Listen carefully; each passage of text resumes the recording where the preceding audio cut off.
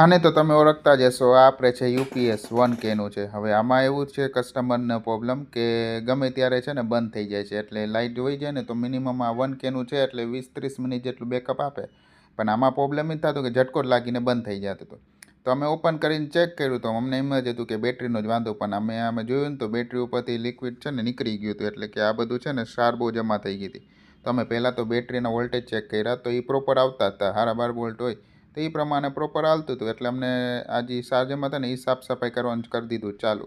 કેમ કે અમને જે ડાઉટ હતો એ એની ઉપર જ હતો કે આ છે ને પ્રોપર સાર નીકળી ગયા છે અને આવું પ્રોબ્લેમ થતા હોય છે.